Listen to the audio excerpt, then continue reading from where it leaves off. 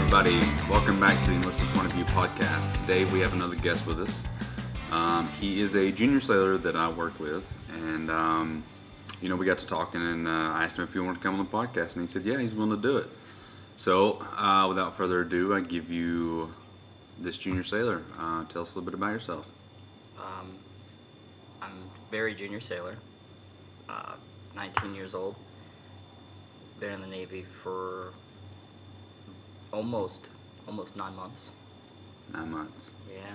And where are you from? New York. New York. Not the city. So how old were you when you signed up? When 18. you were 18. That's when you went and signed the paperwork. Yes.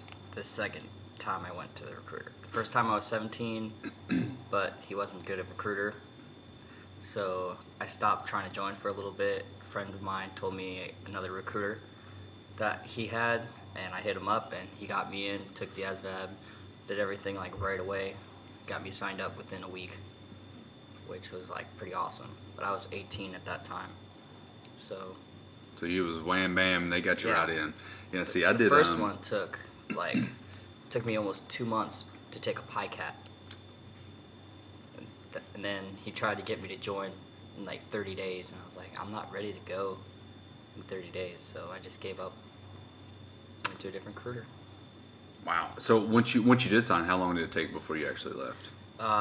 From June of 2017, from when I think I went, no, and then August 1st, he had me go to MEPS to do medical and then sign my contract. So around August 1st was when I got my job and everything all set. And then I left in November 22nd of 2017. Okay, so I mean, it was the same year, but it was Yes. just several months apart. Yeah. I mean, that's not a big deal for me. When I initially joined, I was 17 when I signed my contract, or well, not when I signed my actual contract, but when I signed my intentions, right? And so I was in the delayed entry program for a year. Wow. Yeah, so I was in high school. I was doing my thing, and the recruiter, he was like, "When do you want to leave?" And I was like, "You know what? I haven't got to enjoy my life as an adult, I guess you could say, but at 18 years old." So I was like, "All right, I want to leave on this day," because it was the day after my birthday. And he was like, "All right, cool, yeah, we can do that." So I had one day as an 18-year-old to live my life, and then they're like, "Yep, boom, off to boot camp. There you go." Wow. Yeah. But I was also had to get my mom and my dad to sign for me since I was 17. I couldn't sign for myself. I almost had to do that. Yeah. Good thing I waited. When did you turn 18 that year? March. So in between that period of I don't want to join, Yeah. I just turned 18, and then I was like, man, this is gonna be fun. Let me try it. So you were saying something earlier about before the podcast. You were telling me about you were talking about doing special forces initially when you first signed up. Yeah, I had no idea what job I wanted to do, what I wanted to do, but I saw a video on special forces, and I was like, man, this sounds cool. First recruiter totally disregarded what I wanted to say, even though I told him all the time. And when my mom finally called him and told him that, he goes, "Oh, I never heard that." So I'm like, all right, I give up. I'm not joining. So I thanked my friend who was like, "Here, talk to this guy. He's good." So I thanked my friend. I told him if it wasn't for him, I probably wouldn't be here right now. Yeah, probably wouldn't be here in this crappy country. Well, so you ended up you decided not to go special forces. You decided to go just. Well, it was still a possibility, still something I wanted. Yeah. But then the second recruiter told me I needed a backup job just in case, and this was my backup job.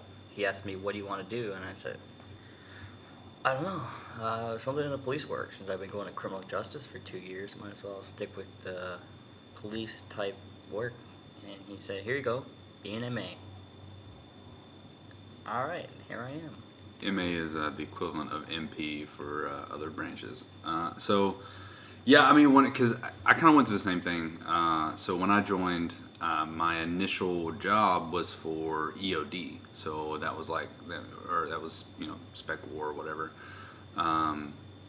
But when I was in boot camp, I fucked up my knee and I couldn't pass all the right stuff. So they're like, nope, you're done. And right, so but I, just like you, I'd have a backup job. And they were telling me, they're like, oh, if you take this, it runs a lot of the same background checks as EOD. Lo and behold, and it didn't really fucking matter. But so when I was in boot camp, I couldn't make it through, and I was like, well, I guess this is what I got now. So I fell back to my backup job, which I can't complain about it too much. However, I do wish I could have been EOD. Those guys, They're pretty hardcore. not even just that they just live a good life. Like seeing what they do and how they live versus how normal people live. Like those guys don't give a shit. They come to work, they have epic beards, and they wear civilian clothes. Like zero fucks given, right? I want a beard. Yeah, well, you still need to become a man first. Yeah, you're right. All right, let's focus a little bit. So you said you left for boot camp in November. Yeah, the day right after Thanksgiving. Okay. Of 2017. 2017. Yeah. All right. They gave me one day.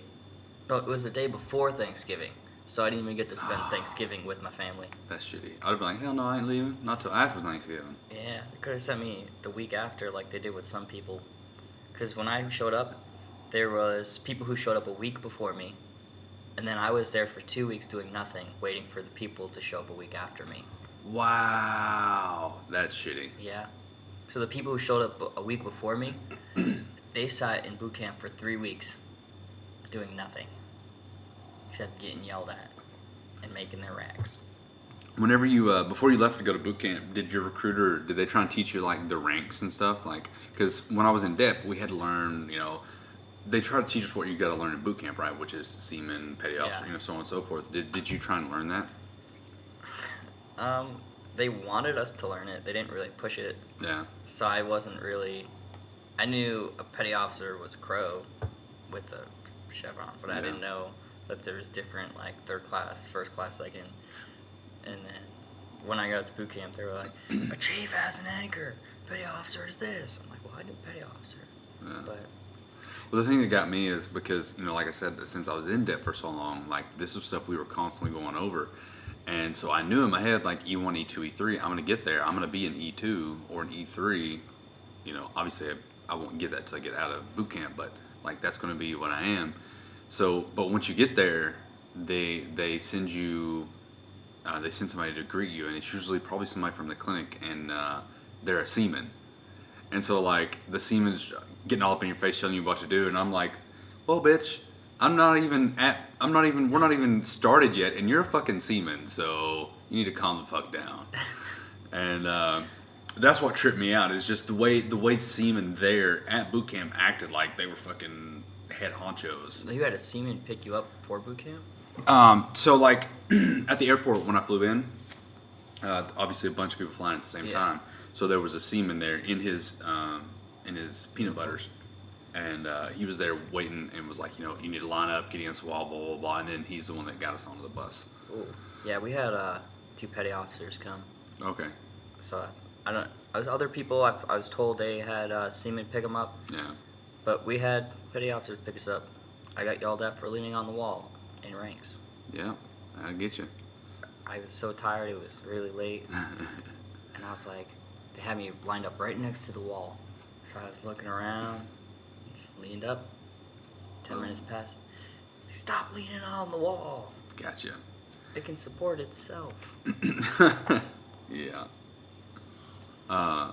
So, but yeah, that to me tripped me out. Like just knowing, because you go to medical or stuff like that, a lot of time you see seamen, and it's like, we're the same rank, dude. You need to calm it down. All right. Just because you've made it through boot camp don't make you better than me. And day school. Oh, well, okay, I'll give you that one. All right, so we already determined how old you were. Why did you want to join? What was the driving factor behind why you wanted to join? Well, I really didn't want to join. Um, when I was in criminal justice. I was thinking, hey, I want to go FBI, go work undercover somewhere, and I figured instead of going through like this many years of college just for them to be like, oh well, he got college like the rest of them, I thought, what could I do to make me look better trying to join? And this is what I thought of. All right. I mean, it's good. So basically, you're using this as a stepping stone to get to the FBI or some other Yeah. three-letter agency. I mean, it's good because going from federal to federal, you get going from military to federal, you get veteran preference. So that's a good thing. All right, I can dig that. So besides the FBI, is there? Is there something else that you're interested in? Or you? I mean, because even if you do want to do that, you still need a degree to go to them. Yeah. So are you getting back in school or? I was probably gonna do some college while I was in, because I found out you could do that. My plan originally was do 4 years, get out, do 4 years of college, and then go try out. Now that I figured, hey, you can do college while you're in, I might do 8, depending on how it goes for me. You know, it's funny because I talk to a lot of junior guys, and you don't know what my plan was when I joined the Navy. I said, all right, I'm gonna do my initial contract was 5 years because EOD I needed an extra year for school, so I was like, all right, I'm gonna do my 5 years, and then I'm gonna get out and I'm gonna go do some contract work, you know, go and make me a nice six-figure salary. Well, 4 years go by. I do 2 years at my first duty station, 2 years at my second duty station. I have 1 year left. So I can either extend there and get out, or I can take orders and go back to the States. And I was like, man, you know, I haven't done the military in the States. I've been overseas this whole time. Why not? Lo and behold, what happens? I re-enlist. I go back to the States. I do that re-enlistment. Oh, let's see what's available for orders. Oh man, that's available. Yep, take that. Re-enlist. Boom. And so I went from. I was very adamant. I was like, I'm gonna do 4 years because I fucking hated it. I hated it. I was like, I'm gonna get out. Now, flash forward. I've been in 9 years. And That's not 4. I'm gonna get out, I'm at least gonna do 11 years before I get out, if I get out. So, Goodness. yeah. So, but I just find it funny because I talk to a lot of junior guys, and a lot of them are like, yeah, I'm gonna get out. I'm gonna do this, and I'm gonna get out, and then life happens, and it never quite goes that way. I just find it funny to hear what people think they're gonna do. Well, after I joined, I was thinking, you know, everyone keeps asking me, are you going to get out? Are you going to stay in? But right now it's too early to actually decide that. So I'm just going to let it roll with the flow, roll with the waves. That's a good attitude to have. I mean, judging, you can't really judge and figure out what you want to do in the first, it's been like, 9 months? Yeah. Yeah. Being over here, it's been like not even 4. Almost. Yeah. So, I mean, being out in the actual Navy, not fucking boot camp. Or A school. Yeah, or A school. It's totally different. It's completely different, and you have to judge and base yourself off of that. And it really sucks that you got sent to Bahrain. I mean, that's just a horrible first command. I love it. Love it here. Yeah. Okay, sure. Keep lying to yourself. So it keeps you going. So, obviously, is this your first time overseas? Does the Bahamas count? I mean, technically. So no, it's not my first time. Okay, but this is Yeah, realistically. first time really overseas. All right, and this is also like your first time away from home. If camp doesn't count, then yes. No, camp does not count. All right, then yes. So, like most of us, you were you lived at home all the way up until you joined. Well, I lived at my friend's house, so. okay, you Kinda- lived under some form of supervision. Yes. You were yanked away from your parents or under whoever supervision you lived. You were yanked away, threw into boot camp, and now you're out here and you're on your own. How does it feel to be forced into living almost as an adult? It's weird. Yeah. Because, I mean, there's still people telling me what to do. That's just for work. They're not telling me how to live. Yeah. So I can do whatever I want. You have to buy your own food, buy your own groceries. Yeah, and make my own food without help. Or burn cinnamon rolls.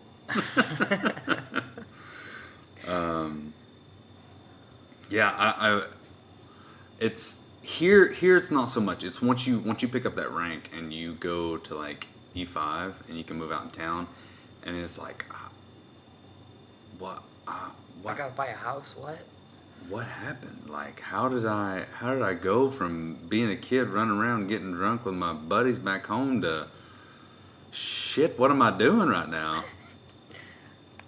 It was an adjustment for me. I mean, I was always a very independent person, anyways. So for me, it wasn't that much of a big deal. It was just I never had much in the way of financial responsibility.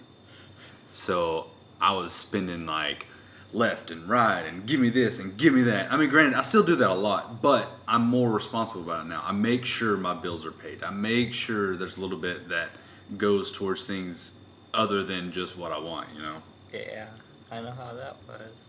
As soon as I got my first paycheck here, it was gone within a week. Oh, damn. Yeah, I went, I was like, oh, I need a TV. Oh, there's a virtual reality system. Let me get that one. Oh, it'll be here in a day if I pay $100 for shipping? Sure, I got the money. And then it was gone. I was like, whoa, let me take a second. Stop buying this. Let me just... And then I saved up a lot. And yeah. Yeah, if you ain't careful, they'll get you. One time when I was here before, they fucked up my paycheck. And so I didn't realize it. And I had this extra money and I bought a car with it. Well, I don't know, a few months later, I got a paycheck that was 10 cents. And I was like, the hell am I supposed to do? So I went to PSD, and I was like, hey, my paycheck is 10 cents. What the fuck is going on? And so they were tracing it back, and they ended up finding the problem. They basically said, oh, I had got overpaid for something I should have been paid for. And I was like, oh, what the hell am I supposed to do? How am I supposed to eat? Like, the Navy didn't even ask, like, hey, you got overpaid. Do you want to make some payments? No, they just like, the Navy's going to get its money, and they took it. Oh, And goodness. I didn't know what to do.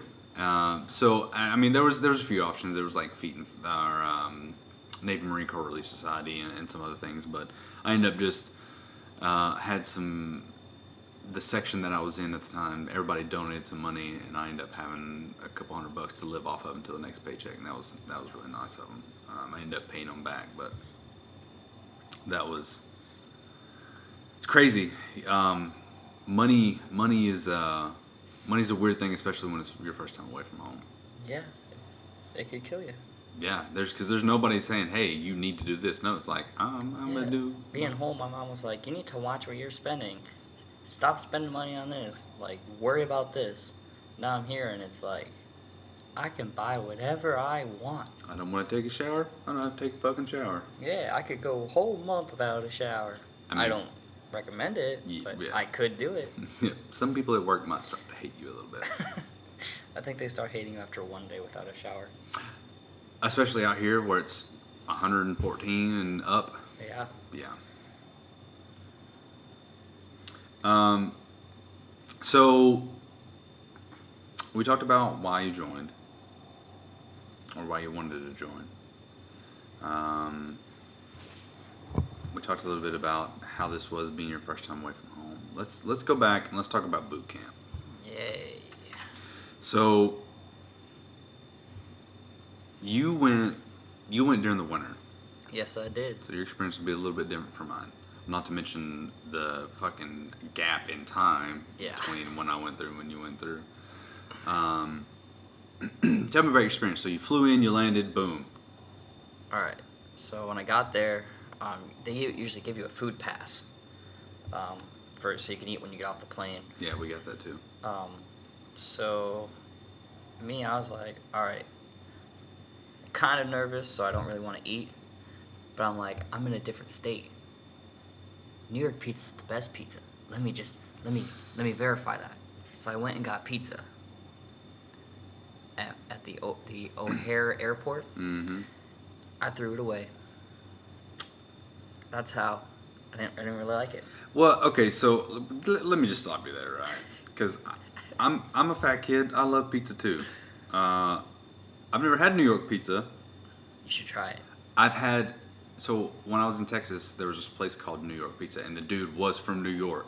Like, it was him and his family. And it was really good. So that was not in New York, so I don't feel like that qualifies. But anyways, I'm getting off topic here. Yeah.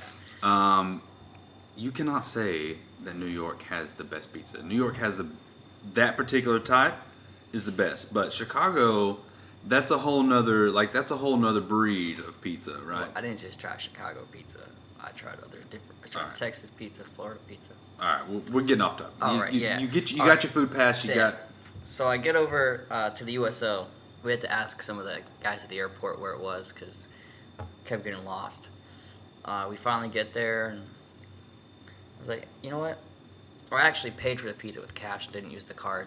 So I turned the card in to the guy. He's like, you sure you don't want to use it? Make sure you eat before you go. No, I'm okay. So I'm just chilling at the USO, talking on the phone, and then some guy comes up and starts talking, and he yells at me to get off the phone. I'm like, who the heck are you? Like, let me talk on the phone. I'm talking to my lady. Yeah. So he says, all right, everyone get up. We're about to go get ready. So we got up. We got all lined up. They made us take all our phones out, turn them off, show them that our phones were turned off. Any things that weren't authorized at boot camp, like lighters, cigarettes, vapes, and stuff, they made you throw them away. Throw it away. Throw it away. Okay, bye-bye. Yeah. So people who brought their vapes Oh, man. had to throw their vape away. And some of those are expensive. Yeah. And the people were like, oh, I was told I could bring this. And the guy, the petty officer there, he goes, nope, throw it away. Any medicine you have, throw it away. Medicine? Medicine. Like prescription? Unless, not if it was like you need it. But if you brought Tylenol or something. Yeah. Over the counter stuff. Yeah, throw it away. Okay, I got you. It's like, oh, well, if you got all this, throw it away. So then they're like, oh, well, usually we'll let you just chill and talk, but since there's a lot of you, we're going to have you line up. And so they lined us up. They're like, all right, all the women line up here first.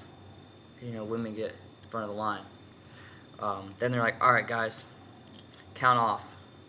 Or, get in a line. So I ran because I wanted to be first in line. Good thing I did that. Because after standing there for what it felt like an hour, the bus finally showed up, and we were like, yes. So they load the women on, and they make us count off while we're getting on the bus. Mm-hmm. There's only room on the bus for my row. Oh. So if I didn't run to the front row, I would have been stuck there all night. Yeah. So when I got there, they're like, no sleeping on the bus. It was midnight. Yeah. No sleeping on the bus. And they made us watch some welcome to boot camp video on the bus ride.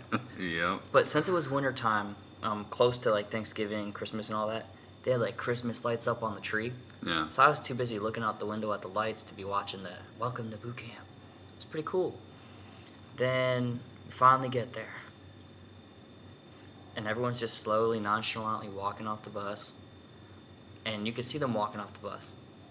And then I look out the window, and then they're running. I'm like, what's going on? As soon as I get off the bus, I start walking. And they're like, what are you doing? Get inside. Hustle. Put a pep in your step. And I'm like, I don't know what's going on. So I'm just running inside. They're like, drop your papers here. Don't step on my flags. Man, those flags. now I know why they don't want us to step on the flags, because they're like, but they were like, don't step on the flags, don't step on the flags, walk around. Then they had us line up, and my phone that I had at the time, very, very bad. Yeah. Took a while to start up, took a while to call. So when they gave us our 2-minute phone call, I spent about a minute and a half of that just trying to turn my phone on and call. So as soon as my mom picked up, I was like, Mom, I'm here. I'm okay. But apparently she couldn't hear me. I didn't know that. But I was like, Mom, I'm okay. I'm here. As soon as I said that, they're like, hang up your phones. Turn them off. So all I had to say was, I'm here. I'm okay. My mom was like, oh my gosh, I don't know if you're okay because I couldn't hear you. So we turned our phones off, and this is where we started. It was fun. So they had us go to the uniform issue to get our PT gear. So we went through. This is where you find all the stupid people. Yeah. Yeah. They're like, put your phones and stuff in this box. Put everything that you're not allowed to have in this box. Yeah. All right, change into your PT gear. Put all your clothes in this box. All your underwear and socks, don't send those home. If you don't want them, throw them away. Yeah. So I wore crappy stuff there. I threw them away. I didn't care. Then we were standing there. My group, since we were the first ones there, we got weighed and stuff. And then we had to work in the uniform shop, helping the guys, which was good for me because it gave me something to do. Keep you awake. Yeah, because I was helping them, like buy the hair dye stuff for women, because they needed their hair dyed if it was like a weird color that's not authorized. Oh, okay, that makes sense. Yeah, and then the guys buying like shower stuff that they needed. And then I realized why it was such a good thing that I was working, because I got out and everyone's sitting at attention with their sea bags on their lap, just trying not to fall asleep. When I get out there, this was the fun part, because my group, we went out there and there was one spot open up front, so I went up to that one spot. If I didn't go up to that one spot, I would be in a totally different division. Yeah. I didn't know that. I was like, there's one spot, I don't want to get yelled at, I'm going to fill it in. Some guy says to me, or some guy says, one of the petty officers, and he's like, I think I'm in the wrong spot, because he saw me go up there. Yeah. And he goes, oh, you think you're in the wrong spot. And he just started chewing him out, like, I'll tell you what spot you're in. It was crazy. And so I sat there for like 20 minutes. And then the chief who was there, this is the one chief everyone remembers from that time. He said, do you know why you're here? You're here to put warheads on foreheads. It was fun. Trying not to fall asleep with that hardcore chief. Man. My first night, I remember getting through that process, and once you actually make it through that process, right, you get to go. Usually, you get to take like an hour or two nap, basically. Nope. Well, for us, for our particular division, I guess we did, and so, and basically our day was starting all over, right, and I remember laying in bed, and I'm a heavy sleeper. Not to mention, I haven't slept in almost fucking 20 hours, right? So, I get in this bed, all I have is my sweats and there's a pillow, and I rack out, right? So when it comes time for us to get up, an hour, 2 hour, like an hour and a half later, right? I'm out. Everybody's up, and here comes this chief over, and he like leans down, and you remember how close those racks are, right? Yeah. So he leans down in between there, and he starts fucking like he's in my face yelling at me. My first instinct, right, is I flip out and I'm like scrambling around. Once he finally does get me up, scrambling around, and I rear back to like fucking nail into this guy, and then as I lean back or as I rear back, I realize, oh shit, I'm at boot camp. I'm about to punch my chief. Oh goodness. So that wouldn't have been good. Oh, it wouldn't have been good. And like to see his face once he processed what was happening. Oh, I thought I was dead. But luckily in P days, they can't really do anything to you. Yeah. So, yeah, that was an experience. Happy I don't ever have to deal with that shit again. Yeah, I mean, so like I said before, how I had to wait for. I was there a whole week before other people. Yeah. So I was there for a whole week. They were having us do DMIs, the making your rack stuff, practice making your racks with 45s. And then one day, they're like, all right, everyone on the tow line. And a bunch of new recruits showed up. And us being there for a week, we're like, man, we're professionals. So we're like making fun of these guys because we're like, we went through this. We know how you are. And I see this one kid, and he's just doing the touch and goes, falling asleep. And he's like, he has long blonde hair. I'm like, man, this guy's going to fail. Like, I don't think he'll make it. He did. But it was funny to watch him. Just because I was standing there, and I was like, then they made us help stencil all their gear because we already did ours, and they didn't feel like going over the entire thing with everyone again, even though we already did it. It's like, all right, get with someone and help them stencil, and if you mess up, that's on you. All right, so we helped them all stencil. I was trying to help this one guy, and he's like, no, man, I got it. All right, fine, you get in trouble. I know what's going to happen. You don't. It's your first day. It's my 8th day here. It's your first day. Yeah. It was something watching those new guys. So how much of a shock was that for you? Because you grew up, you have a big family, right? I do. So your family, you're the baby, or you? Second to last. Second to last. So you're pretty much the baby. Pretty much. Baby boy. Yeah. So I mean, I'm assuming, I might be wrong, but I'm assuming you got your way with a lot of shit, and you were very well taken care of. Yes and no. I mean, my sister got more than I did because she's the youngest. So. Well, yeah.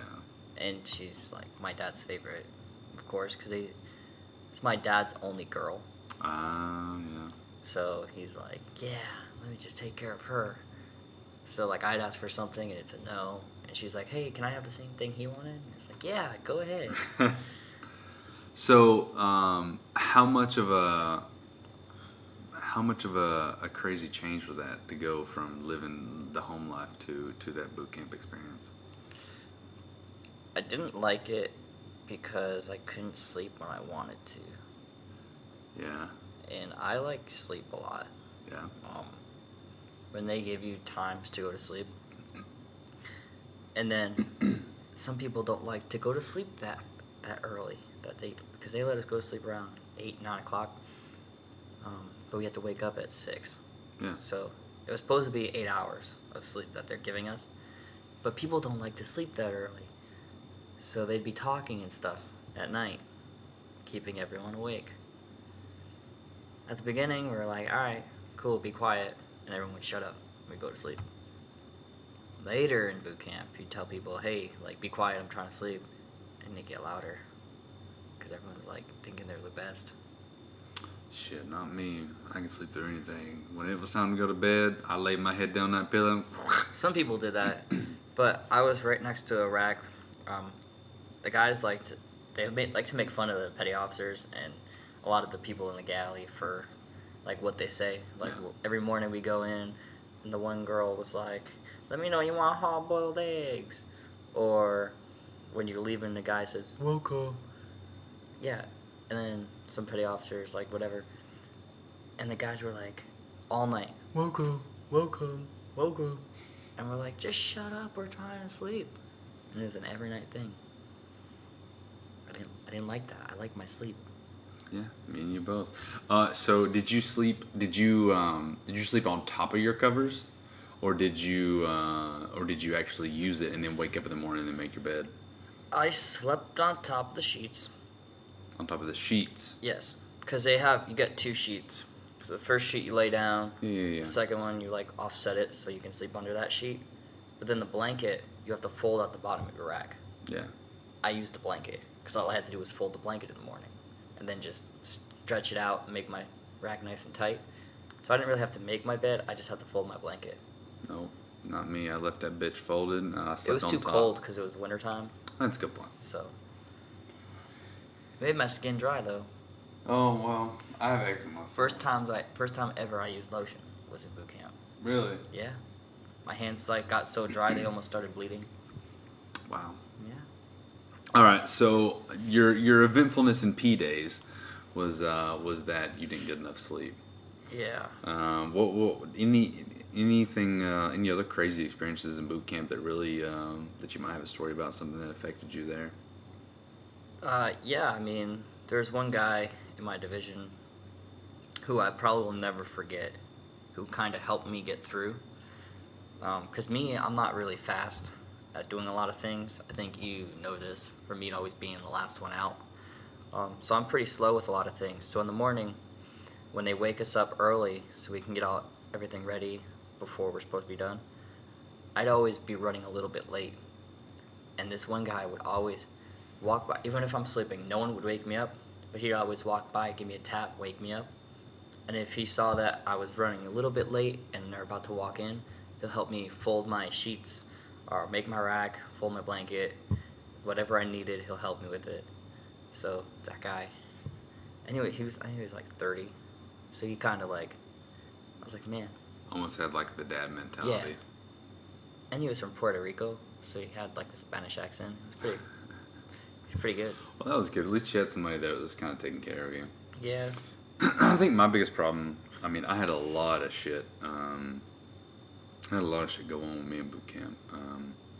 I'm sure, I don't know how much it's come out, but I'm sure occasionally you hear my accent. And Occasionally? when I was in boot camp, man, at one point I got asthmaed basically for being a racist because somebody said I said some shit that I didn't say. That one of the kids said that I called him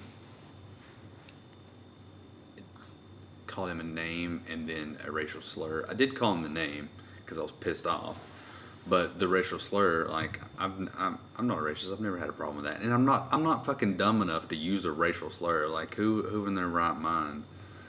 But anyways, it got me in a lot of trouble, and it got me asthmaed, and then I continued to have problems with this kid throughout boot camp, even though we weren't in the same division anymore. Wow. Like I was LOD and I had to go to. I went to Chow early, and he was coming back from Chow, and he fucking bumped into me in the doorway, and like he told the petty officer on the deck, that I bumped into him, and it turned into this huge ordeal, and so like my boot camp experience was really really shitty. I mean, I could say the same. I had its ups and downs, though. Yeah. I mean, usually it does. So, were you a mixed division? Were you? Yeah, we had females in Yeah. our division. We had separate compartments, but they were right across the hall. Yeah, well, mine was the same way. We had we had guys get caught in the laundry room fucking. Oh yeah, they do that. And apparently, people on ship 4. I'm probably gonna snitch on them because someone's gonna hear it. But yeah, the people who fail the PRT and they go to like the FEP room. I did that. Yeah, they have this. They know the schedule that the petty officers come and do room checks. Yeah. And they can hear the elevator. Yeah. From when it's coming up, so they usually sneak over to the other compartment because there's no supervision, and they get it on. Damn. And they hear the elevator, and they run back. I only found that out because one of the guys who failed, he told me about it, and I was like, what? Dang, people be getting it on in boot camp. Yeah, so it was a little different. We, I didn't know about any of that going on, but what we used to do is, I was only in the FEP division for like a week because, so when I failed the PRT, it was because my wristband or bracelet or whatever the fuck that, I don't remember which one we had, but you know the thing that reads your time, it messed up. Like I ran my time and I ran an additional lap, and I was like, look, I've done this, but my name's not showing up. And they're like, but you did it? You ran your time? And I was like, yeah. They're like, you're sure? I was like, yeah, I'm fucking good. I'm done. Well, come to find out, the bracelet or whatever, it just wasn't reading. And so like, well, sucks to suck. And I was like, I told you. And like, well, it doesn't matter. So anyways, but I had a really good, after I got ASMO'd, the group of petty officers and stuff that I had, they were really good and they took care of me. And so they were like, look, we're going to work some magic. If you can pass this next one in a week, then we can get you back with us. Fuck yeah. So, this was the last PRT. Like, so this is the one you got to graduate. This is why I got sent over there, right? So, but anyways, once I got in there, it was so weird. Like, it was chill. Nobody was fucking with me. They were like, you just need to work out. You know, like, nobody messed with me. Like, the petty officers weren't. Wow. Yeah, it was weird. Super weird. But we would go in the laundry room. And, not where the washing machine is, but the second. Yeah, where people do pull-ups. Yeah. So we would go in there, and motherfuckers would bring out, like, Skittles and Dr. Peppers and, like, and we would play. How'd they We would, get like, those? play poker. They would just go to Rookie Heaven. Like, no big deal, and just let me get whatever, and then come back to the apartment. I'm like, what? How do you... What? Like, my mind was blown, Yeah, so I had a good time. I had a good time when I was in the FET division. But I ended up passing, and then I had to do battle stations with a completely separate division, but I got to graduate with my original division, so that was really cool. That's awesome. Yeah. Now, I had like 2 jobs in boot camp. The first week during those really long P days, there's always one guy cleaning the head, and one of the petty officers was like, that's not okay. Because we didn't have our RDCs yet because we were so early. I think they were on like holiday leave or something. Yeah. Dang, petty officers get holidays. So we're there, and petty officer gets mad, and she's like, all right, you guys need to help each other. I need 9 of you. So 8 people plus this one guy. Because the one guy is doing it. He's like, all right, you're the head PO. We need 8 guys to come help. You guys will be called the Nasty 9. And, like, I didn't want to do it. But, like, nobody was going up there. And I didn't want to get yelled at. So I ran up there. So I was head crew the entire boot camp. About halfway through, they switched to head PO. Because our head PO we had was in my division. But our compartment was for the other division. Yeah. So they took the guy's job away because he was in the other division. The new head PO wasn't really doing his job, so I kind of had to take over. And that's when people started to not like me because I'd be snitching on them for just chilling out and sleeping. What a dick. Well, we were supposed to be cleaning. What a dick. Thanks. I used to, I would bring cookies back from the galley. Oh goodness, people! I wouldn't snitch on people for that. Oh man. But if you're chilling when we're supposed to be cleaning, I didn't snitch on them to the petty officers. Yeah. But I went and told like RPOC or the Master at Arms.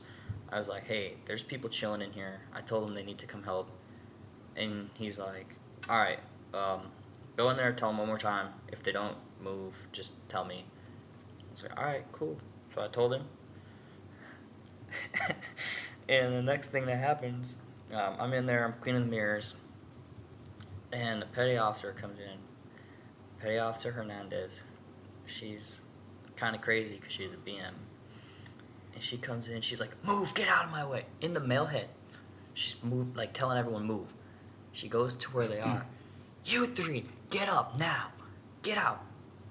And so she brought all 3 of them out there and like making them all, like beat them all while while everyone else is cleaning because they were just chilling, not helping. And she's like, if you guys want to be a part of this, you got to be a team. You can't just be sitting down watching your shipmates clean everything. And she was like one of my favorite RDCs because when you were doing push-ups and you started to fail, she'd run and penguin slide on the floor up in your face and was like, where's your heart? Yeah. I can't imagine. That would have The first day we saw it was our first day in our new compartment. Yeah. At our first ship. We had an ASMO in because he got reported for making a sexual joke. So he got ASMO'd all the way back to week 1. And so they beat him the first day. And we weren't officially done with P days yet. So they beat him right there, and we're like, what's going on? Like, because we just marched all the way there, our first day in there, and he's getting beat. And I'm like, what's going on? He's in his Type 3s, and we're all in our PT gear because we haven't been issued Type 3s. And he's getting dropped. And she penguin slides, and we're like, I don't know what to do. Like, I just want to go to sleep, but we're watching this dude get beat. Like, I look at the clock, because I can see the clock, and it's bedtime. It's time to go to sleep. It was hilarious watching her penguin slide. And then when he was doing arm circles out in front, she put her arms under his and says, if your arms drop, we're going to keep going. If your arms drop below mine. Good thing he didn't. And I got to go to sleep. Damn. Yeah. Yeah, I'd bring cookies back, and I would hide them in the bathroom, in one of the lots. Like, I would climb up on the stool and get up there and stick it like back in the corner. Wow. And that's where I kept my stash. Well, they found out people were doing that, and they started checking the trash. The trash. Yeah, because people would put the wrappers in the trash. No, they gotta flush that bitch down the toilet. So they started checking. So people would hold on to them until we're about to take the trash out. Then they'd all just throw their wrappers away. That's funny. Yeah. So you were in a group division, so you had boys and girls. Did you were you a grad and go, or did you graduate and stay? Were you a quick division? Like what do you mean? So like when I graduated, I got my weekend. My parents came or whatever, and I got to go spend the weekend with them or whatever. But then I had to come back to boot camp. The whole weekend? Not the whole, like Like each every day? Yeah. I would get to leave and come back. But ultimately, once that weekend was done, I had to stay there for like another couple weeks. Why? Because I had to wait on my orders or whatever. I don't remember exactly why, but were you the one that once you graduated, you saw your family and then wham bam, you were out the door? I had graduated that night. I got to go spend with my family. So I had, from after graduation, ran back to my compartment and grabbed my raincoat because I didn't like the peak coat. It felt weird. No, grabbed the peak coat, not the raincoat, because it was bigger and felt cool. Had one day with my family, not even a full day. Then I got dropped off. And then the next day, went to the airport, hung out with them at the airport all day, and then I dipped, went to A school. Down in Tejas. Yeah, Tejas. Texas. Texas. So obviously you made it through boot camp. You made it here. You made it through boot camp, made it through A school. You're here now. What are some things about boot camp, like looking back, that something, if you could change it, that you would change it? I know sometimes people, I wouldn't change anything. Well, sometimes there are some things that need to be changed. What I would change about how they acted or how I was? All the above. So, the way that boot camp went, I feel like they should try to teach more, because they do give out tests, and they want you to learn it all. But instead of them really teaching you about the stuff the test is on, they make you sit down and study by yourself. They don't let you study with other people a lot of the time. Recently, they came out with, I don't know how recent, my division, we got tablets. I'm done. We can't, no. You suck. And the tablets, they warned us, no internet, because, people would try to go on websites they're not authorized. So they were like, we're monitoring all your iPads. But what was on the iPads was like study things. They had videos on like how to make your rack, how to fold all your clothes. So, I forgot how to fold my type 3 blouse. Click. Here's a step-by-step tutorial on how to fold your blouse. So I mean, it's kind of like a test run right now. They're trying to see if the newer generations learn easier with technology. I don't think that it should be like that. I mean, it was easier a little bit for me, but I would still prefer they not have it. Okay, I'm glad you I'm glad you agree with that. What I like that just angers me. We did a lot of computer based training. Yeah. So like you would sit down and you'd have to do your CBTs, whatever, and you have to take your tests, right? But like, no, you do it one. You get showed. They show you. They teach you how to do it. And if you fuck it up, they fuck your shit up. And then guess what? You got to redo it. And you're either going to figure it out, you're going to get somebody to help you, which is part of this process. They're teaching you to teamwork and to learn from each other and help each other. You're either going to figure it out yourself, get somebody to help you, or they're going to keep fucking your shit up. Yeah. You know? So to have something, it's not a bad thing to have a learning tool. We had our books that taught us, and hey, look, if you need reference. But the tablet thing, I don't know. They just, I didn't go through it. I don't know what it's like. So I can't really talk bad about it because I don't know exactly what was on it. But I look back and it kind of frustrates me because I'm like, Yeah. this is not, but times are changing. So they had like games on there to help study, like how to, like, what is this rank? And it showed an anchor, and it gave you 4 options. It's like a petty officer, a seaman. Everyone knows that's a Jeep. But then they get harder, like it goes up to officers. Like, is this a commander or a lieutenant commander? I don't really know. Let me just guess. And then the rating patches, they show all like the different ratings and their symbols. Yeah. I don't know why we need to know that, but I still don't know all of them. yeah, but they wanted us to learn that for some reason. And I know what I was told was they're gonna start emailing home on Sundays. You gotta be shitting me. Mm-hmm. They never let me do it. They said that they would let us, but they didn't. So maybe they're doing it with the newer divisions, but they're gonna start letting them email home on Sundays. So I don't know exactly what in the hell they're doing now, because the whole point of boot camp, right?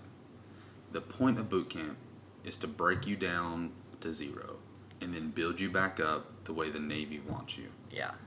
And if it's to the point where you're constantly in contact with family or friends or whatever, you can just email and do whatever the hell you want.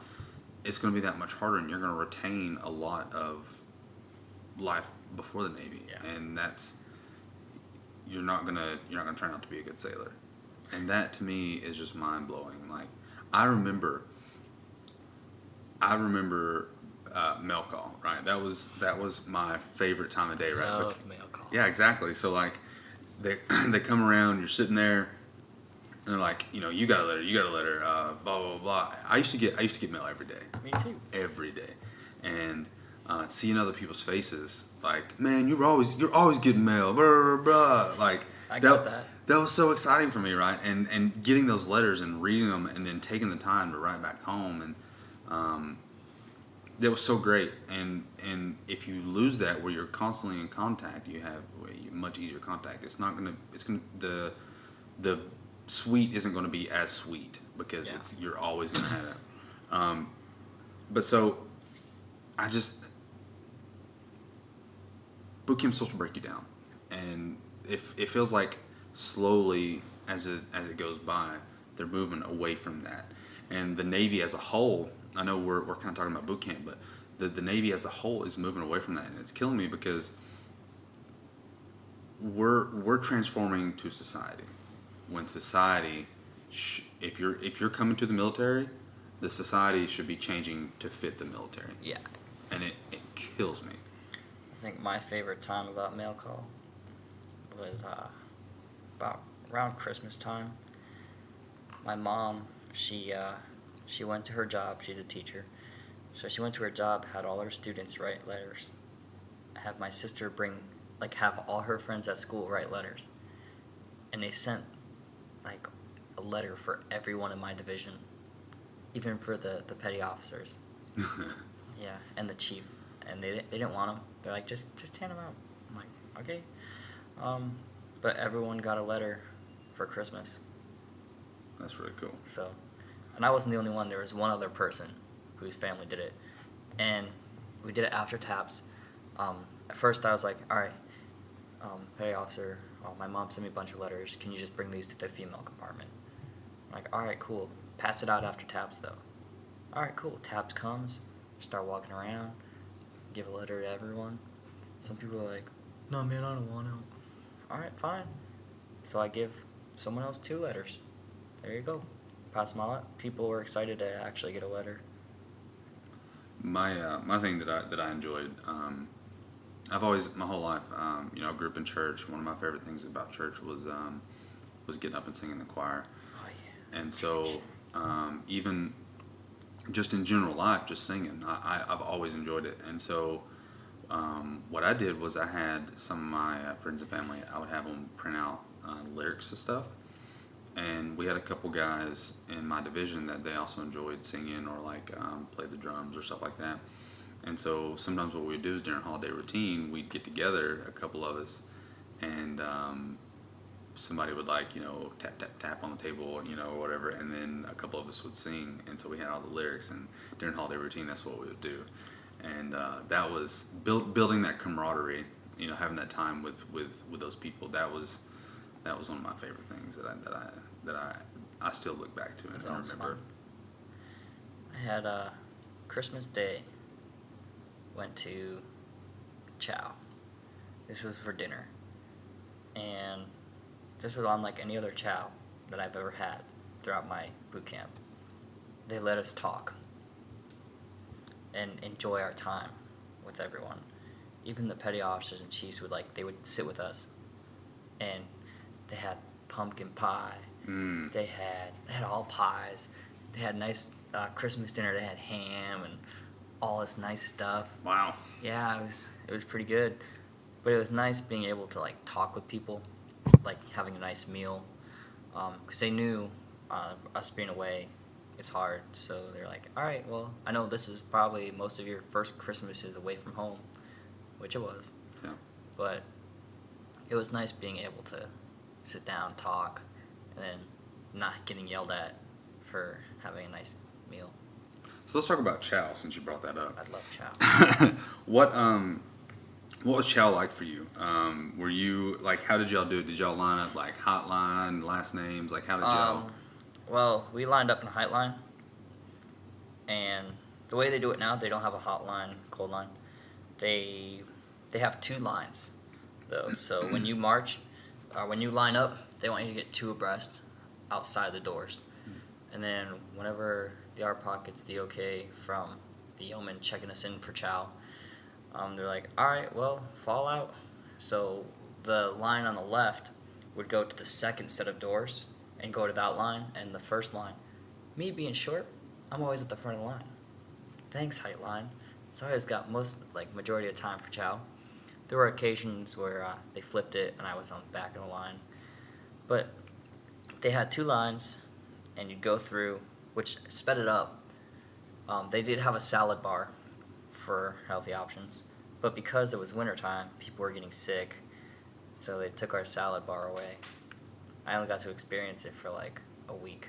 Did you have because every meal that we had, breakfast, lunch, dinner, whatever, the salad bar area, so you had your salad bar, but then you had your breads, you had cereal. Yep, cereal every day. Yeah, cereal. Man, I remember I used to sit down, and it still affects me to this day, the way that I eat, because anytime I sit down, pop, pop, pop, I just hork it down.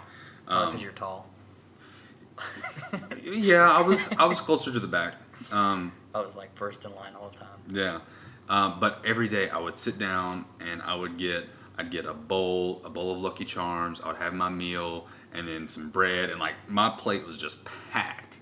And like trying to get through that, just oh god, I just as fast as I could. Oh goodness. The way I would do it, I'm a very very picky eater, so I didn't really eat a lot there. Majority of my meals were junk food, Mm. like cookies, ice cream. Because we had it wasn't ice cream, it was frozen yogurt. It was ice cream. Where in the hell you had ice? How did you get that? They had a little cooler, and we just picked up ice cream. Nope, didn't have They that. had vanilla, chocolate, and strawberry. So I'd go through the line. I'd ask the person behind me like, "Hey," I'd be whispering behind me because you're not supposed to talk. So I'd look towards the wall like, "Hey, if I get this, will you get me a cookie or get me like an extra whatever?" And he's like, "Yeah, man, just give me like meatloaf or something." All right, cool. If I get you meatloaf for lunch, you get me extra pancakes for breakfast. Because there's one guy who only got eggs for breakfast. Mm-hmm. So he got me like bacon and pancakes for breakfast. So I got extra breakfast. Nice. All I had to do was give him food that I didn't want. There was one day I was sitting there and I had a cookie. And everyone in line had be like waving the cookie, like, "Get me a cookie." I had 12 cookies that day. Holy shit. Because people would walk by. Like, I wouldn't even be looking, but everyone would be around me, and they'd be looking, and they're all looking at me, like, because there'd be just cookies just piling up. I'm just eating them. They were really good cookies. There was, like, the soft M&M cookies. Yeah. Oh, they were so good. But I had 10 of them, and they just kept piling up. And what I would do is get food I didn't want and pass it out to different people, like, "All right, I'll give you this. If you give me a piece of fried chicken, like I'll give you, what we liked. Everyone liked peanut butter. That was everyone's thing. People like to put. I'm like, I'll get you a banana. People like to put peanut butter on bananas. That's gross. I tried it. It was gross. All right, cool. I'll give you this extra banana if you give me your cornbread. Cornbread is hard to get. It's very hard to get. Everyone loves it. Yeah. So I got rid of, what was it? I think a chicken fajita Mm. plus, what else did I have? It was some other thing that I got. Give them 2 different things of food Yeah. just for a small little slice of cornbread. Wow. That's how hard it is to get rid of cornbread. But cereal, I had other people get me cereal. Like when they went up in line, they're like, "You want Cinnamon Toast Crunch?" Sure. So I get my Cinnamon Toast Crunch. They get theirs. We sit down. He'd always sit next to me, and he'd give me extra Cinnamon Toast Crunch, so I didn't have to go back up. So they're not like, "You're fat. Why do you keep eating cereal?" Shit, I used to get. Sometimes I'd get 2 bowls of cereal. And I had 4 one time. oh my god. How did you get? Well, you were just short. You had plenty of Yeah, time. I was short. So I ate mine, but then when other people would sit down, they'd already have a bowl for me. Yeah. So they'd give me a bowl. Like we worked together, getting people extra food. So I'd have like my bowl of cereal. The guy next to me, he goes, "You want more? I'm done eating." Sure. He'd go up, get me more. Guy other, "All right, I'll get you some too." Just eating cereal, like it was good. What about because I know like they had Cokes and stuff, so like Coke, Gatorade, stuff like that. They didn't have soda for us. And they didn't. They had like energy drinks like Powerade, Gatorade, High C, majority High C. But in order for you to get one of those, you had to drink 2 glasses of water.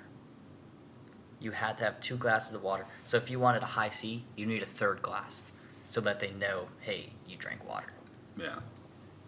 I got out of boot camp, and for a month straight, 2 glasses of water before I drank anything else.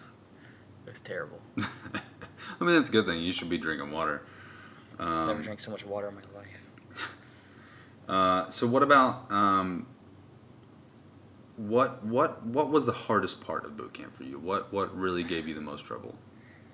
There was one time, my whole division got dropped because there was a captain's mast that went on in our compartment, and not even 5 minutes into the captain's mast, People were leaving ranks to go use the head or go get water. They couldn't wait 45 minutes. Wow. Because they knew the captain was coming. Mm. And they couldn't use the head before. So they were using it during. And the senior chief and the LT who was there, like the LT went to the other division, which was good. I'm thankful for that.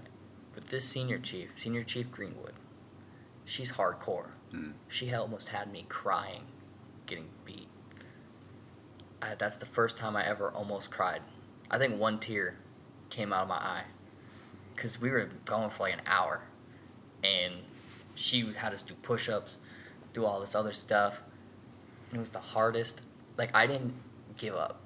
But I was like, because I know my mom was like, sending me letters like, oh, I'm working out too. So I'm like, all right, I know my mama's working out, so let me get my workout in. I'm like, whew. I think I started saying, come on, mama, we got this. Doing push-ups, like, come on, mama, we got this. And then, like, one tear fell, and I was like, ah. And as soon as that one tear fell, they're like, all right, on your feet. And I was like, oh, thank goodness. Like, it was very, very tough because I got dropped for other people can't wait and hold in their potty breaks while this captain is on deck. Yeah. So, okay, obviously that one scenario was hard, but like the overall experience, what was hard for you? Just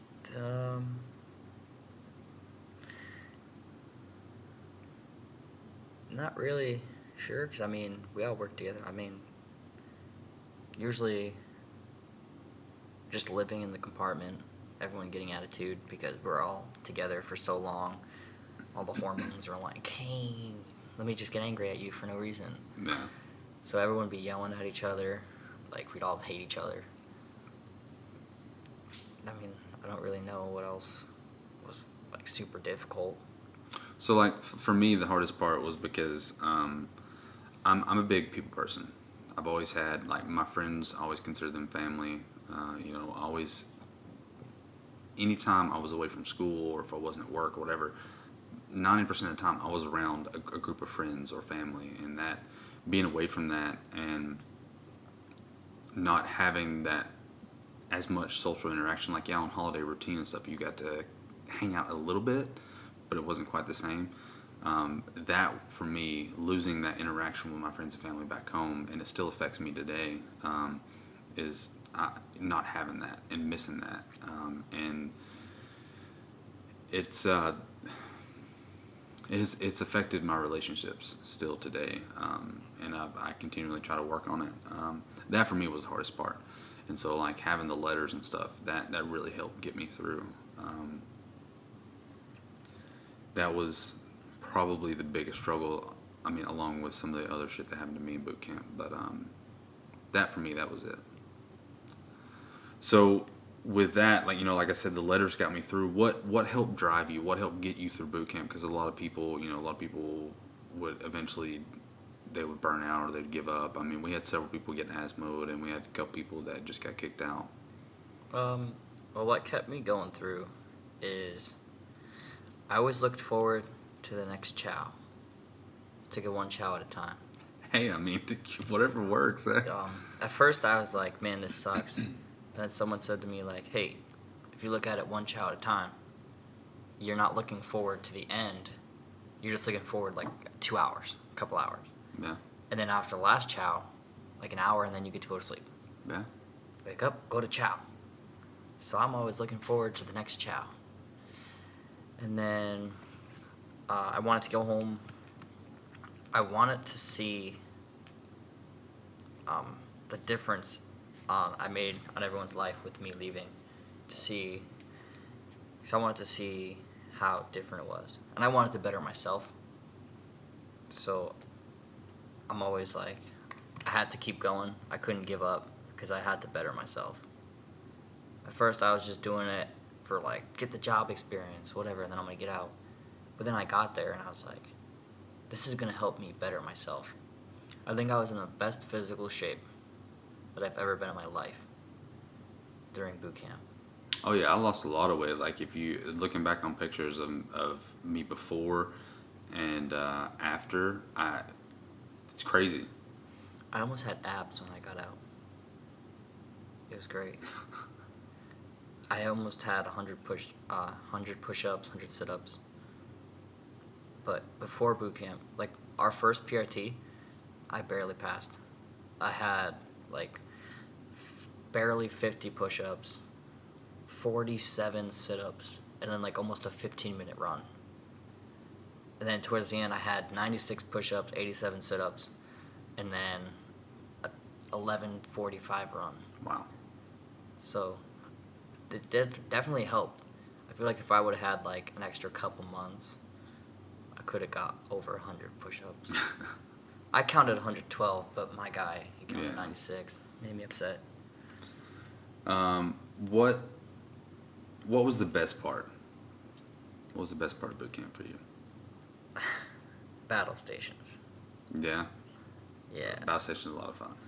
I almost fell asleep while standing up. And the one guy, I think it was a chief who was in there.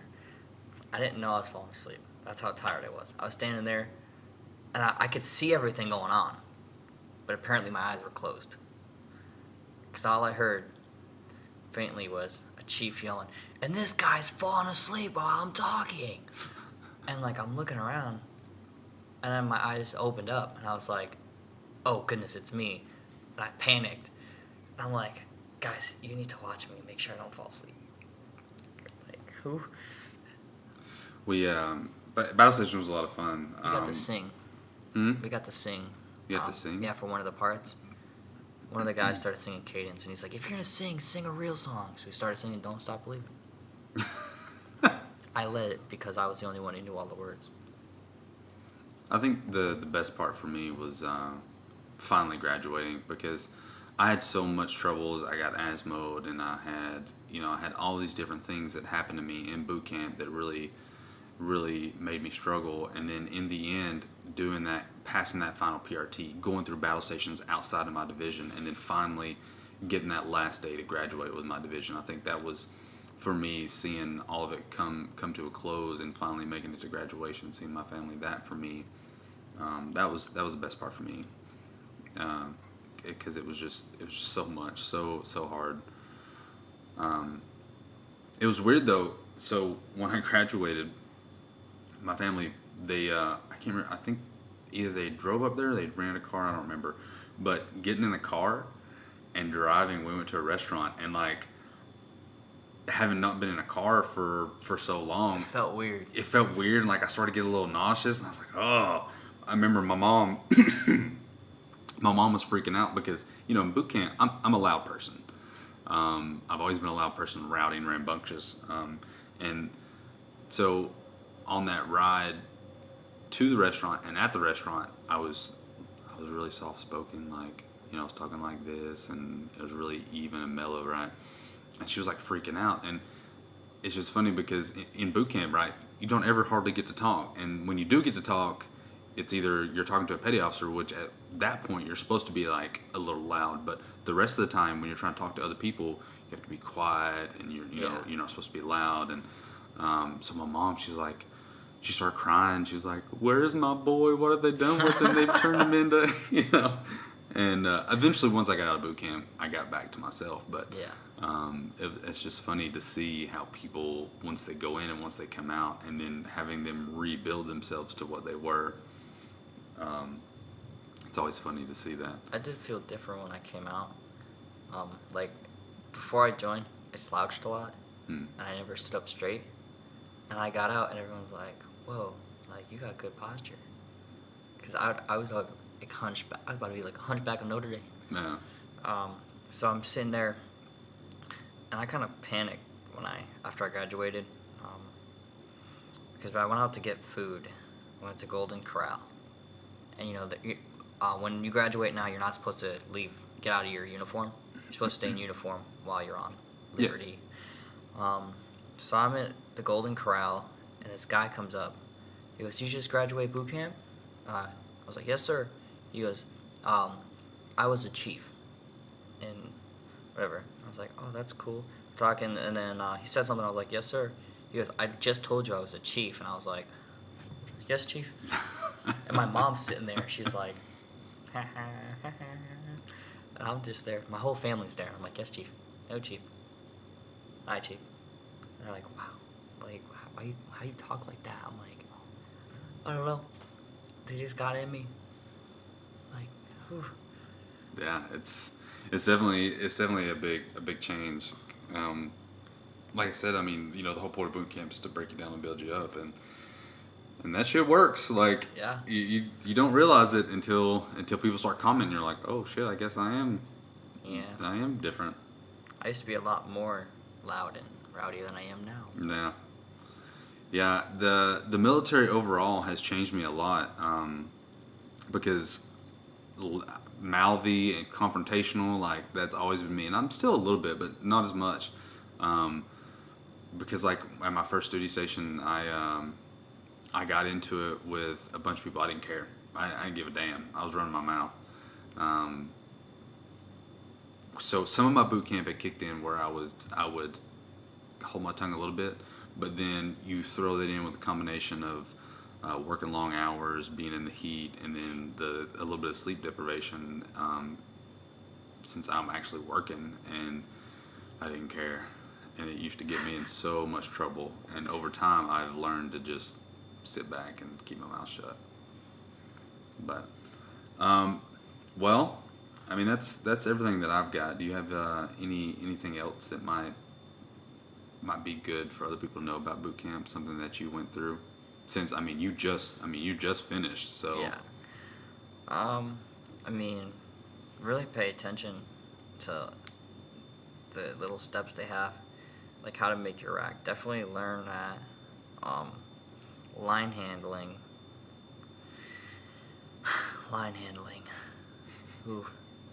Definitely focus on like how to do that. All the different lingo. Because I had trouble for one of the evolutions we had. I was kind of happy I didn't get the PIC because I had no idea about the lingo. Like, oh, throw the line I. They had a card for you to read, but I couldn't do it. So definitely learn everything. Firefighting. The gas chamber's not bad. Oh, sorry, not a gas chamber. The confidence chamber. well, That's what they call it now. yeah, The confidence chamber. confidence my ass. Yeah, no. I mean, I was fine during it. Like, I was standing there breathing fine, nothing happening. And then I thought it'd be cool and breathe in real big before I started talking. And I went, as soon as I did that, I was like,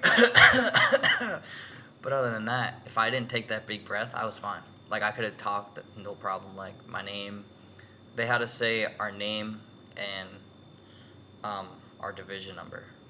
When you went through the gas chamber, were you in the front or the back? I started off in the back, No. and then like every time the front row left, they left, and we moved up. They left, we moved up. So I mean, I went from the back all the way to the front, but I was in there for a while, because I was Oh. towards the back of the, No. See, I was in the front. all the way and- to the side where they're letting it go. I was Well- right in the middle of everything. Well, I was in the front line, and so the way it worked was they would call your name, or they would go down the line, right? And you would take off your mask, and you would spill out, name, some random, I don't know, basically like you said, like your division number and stuff. And then you would have to wait until the line behind you and the line behind them, so you're just sitting there. Oh, they do it one line at a time now. Oh yeah, no. So, the way they do it, the first line, they're all the way up front. I mean, it was kind of worse for me because it had more time to set because I was towards the back. Yeah. So the first line went. They all said their stuff. They left. Second line, they left. Third line, I was like one of the last. I was the last line. They made you keep your hands up because there's females in there and they didn't want people like doing recruit to recruit contact. Yeah. So they made you put your hands up until you got to the front row. It was put your hands down. When we tell you to remove your mask, hold your mask up, and hold your hand under your chin Yep. to catch your snot and, Yeah. and your drool. I mean, I didn't really drool or have much snot, but that's because it did affect me. Like, my eyes were watering a little, but I wasn't really coughing until I took that really big breath. So if I would have just breathed normal, I probably would have been okay. But I was towards the middle. I wasn't like right next to where they were letting it off. Yeah. But it still had time to set in the room for when I went up there. We kind of had like a training timeout for someone whose seal broke. Ooh. And she thought she was dying. And so they called training timeout. And they're like, don't call it. If her seal's broken, her seal's broken. Don't call a training timeout for that. Man. But, everyone made it through. I mean, everyone's crying. They're like, oh, this sucks. I'm like, I'd rather do this than OC. Yeah, fuck. I'd OC. sit in there for an hour before I do OC again. I always said the day that I have to get OC'd again is the day that I will get out of the Navy. I'm never doing that shit again. Oleo raisin capsicum. Nope, not happening. All right, man. Well, appreciate you coming on. Thanks. If there's some other stuff I come up with, or if you have any ideas, we can have you back on and talk about some more shit. Maybe later on, once you've been in the Navy a little bit, we can talk about how you see things from when you first came in to whenever we do it. Sounds good. So, all right, I appreciate it. Thank you guys for stopping in and listening. Feel free to leave us a comment. Let us know what you think. Let us know what you want to hear, and look forward to seeing you again.